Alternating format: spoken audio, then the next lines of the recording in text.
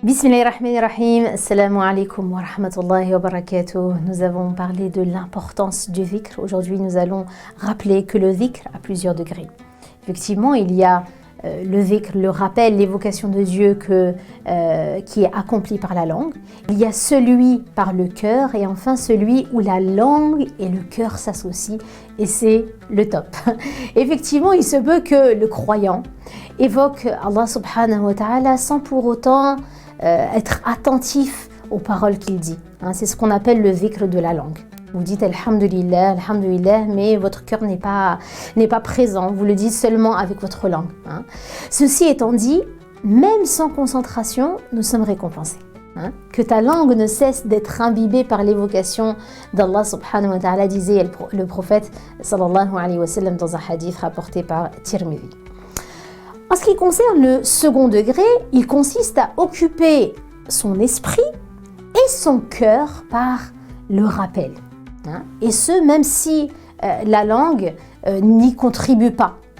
Cependant, bien sûr, la meilleure manière d'évoquer Allah subhanahu wa ta'ala reste celle qui conjugue la langue et le cœur et l'esprit.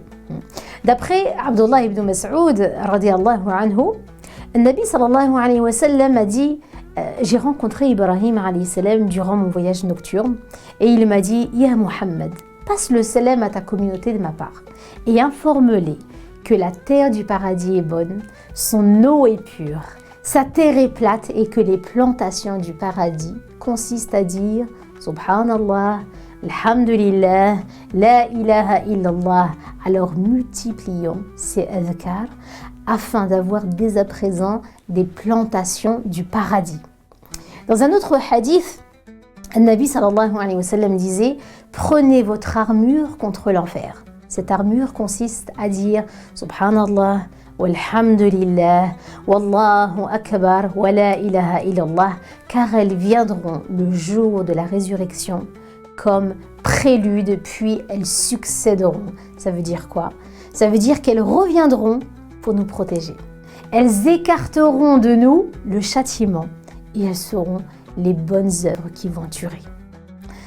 Subhanallah. Selon aussi Abdullah ibn Amr radiyallahu anhu, le Nabi sallallahu alayhi wa sallam a dit Moussa a dit ô Seigneur, enseigne-moi ce qui me permettrait de te mentionner et de t'invoquer.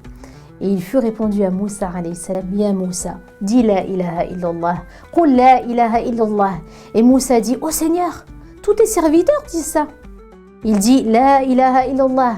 Si les 7 cieux et ce qu'ils contiennent et les 7 terres étaient sur le plateau d'une balance et que la ilaha illallah était sur une autre balance, eh bien la balance pencherait du côté de la ilaha illallah. Allahu akbar. Mu'adh ibn Jabal radiyallahu anhu disait que quand il avait vu la dernière fois le prophète sallallahu alayhi wa sallam, il lui a demandé quelles étaient les meilleures actions et il lui a répondu quoi? Que la mort te survienne alors que ta langue est adoucie par l'évocation d'Allah. Donc la meilleure des actions est de faire toujours du dhikr, de l'évocation de Dieu, de sorte à ce que, lorsque la mort nous viendra, nous aurons la langue adoucie par l'évocation d'Allah subhanahu wa ta'ala. Les mérites des différentes évocations d'Allah sont très nombreuses. Vous les connaissez certainement et chacune a une récompense particulière.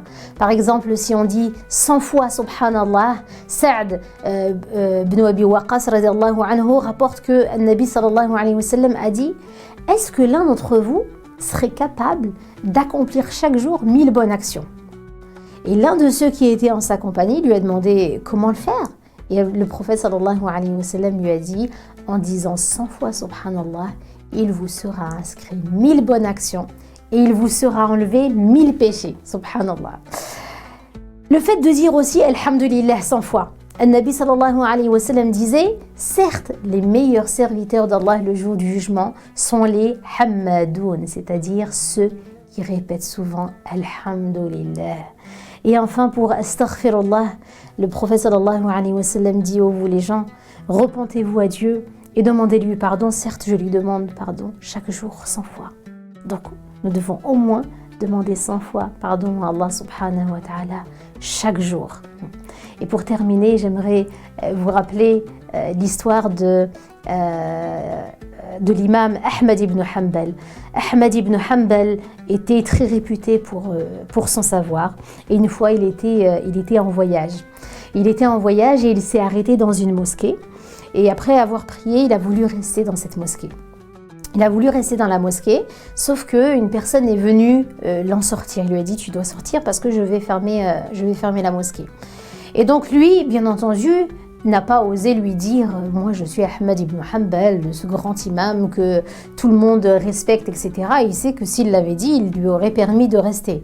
Mais bien entendu, il ne voulait pas ce genre de choses et c'était quelqu'un d'humble. Alors, il est tout simplement sorti. Et au loin, un boulanger l'a vu.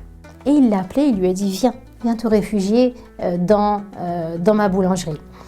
Donc, il y est allé et il se pose et il le voit en train de pétrir sa pâte. Et à chaque fois, il dit « Astaghfirullah, Astaghfirullah, Astaghfirullah ». Le boulanger, hein, il dit ça.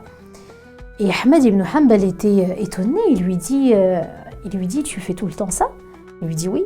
Il dit « Est-ce que tu as remarqué que le fait de répéter ce dhikr constamment a eu une natija, hein, un résultat particulier ?» Il lui dit « Oui ».